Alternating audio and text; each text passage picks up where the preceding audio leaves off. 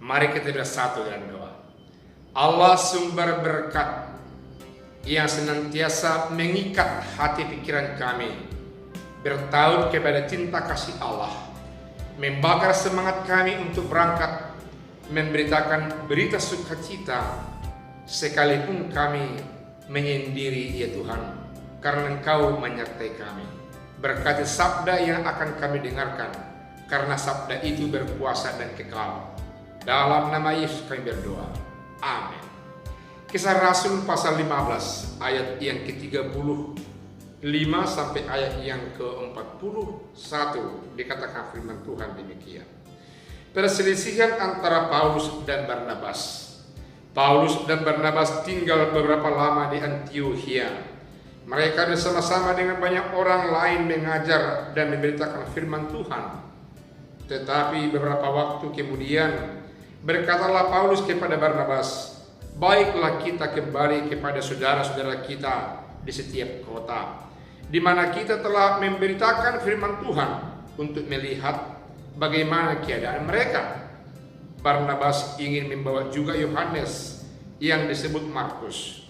Tetapi Paulus dengan tegas berkata bahwa tidak baik membawa serta orang yang telah meninggalkan mereka di Pamfilia dan tidak mau turut bekerja sama-sama dengan mereka.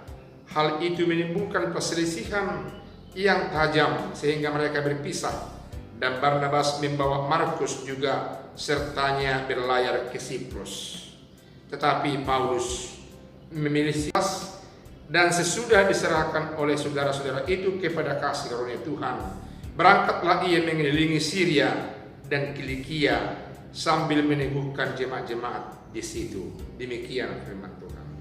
Saudaraku yang kekasih, ternyata betapa pentingnya kembali merecek segala sesuatu apa yang kita kerjakan. Tujuannya untuk melihat apakah kita berhasil mencapai tujuan yang kita targetkan. Dan itu kelihatan dalam konsep manajemen pelayanan dari Paulus sendiri.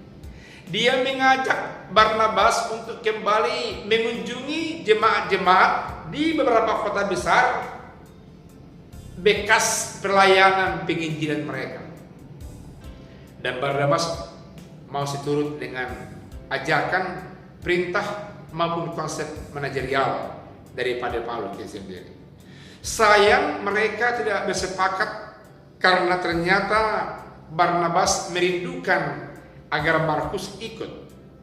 Di mana Markus ini adalah seseorang yang tadinya mereka undang, mereka panggil untuk bergabung dengan mereka, tapi yang jelas Markus memberikan sikap yang tidak baik, membuat hati Paulus begitu mentah untuk melihat saudara kita ini, saudara mereka ini, penginjil yang beserta dengan Barnabas ini.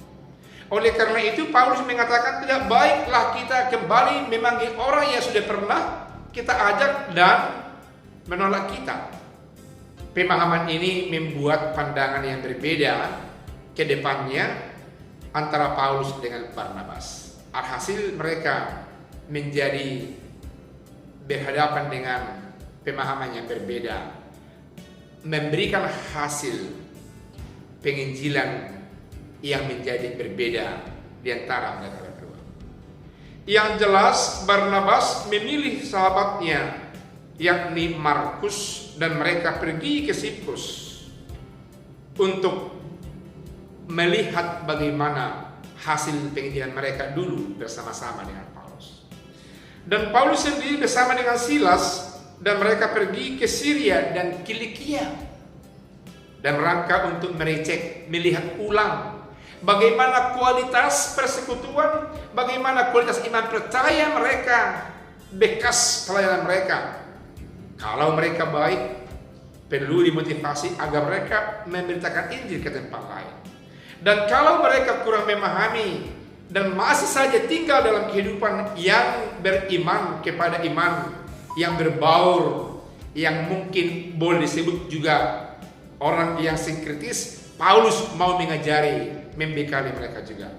Namun yang jelas diperlihatkan oleh firman Tuhan pada kesempatan ini, Ternyata setelah mereka mengunjungi, mereka melihat betapa hebatnya keteguhan iman percaya mereka yang ada khusus di Syria dan yang ada di Kilikia yang dilayani oleh Rasul Paulus ketika itu bersama dengan sahabatnya Barnabas. Tapi kini dia pergi bersama dengan Silas ke tempat itu.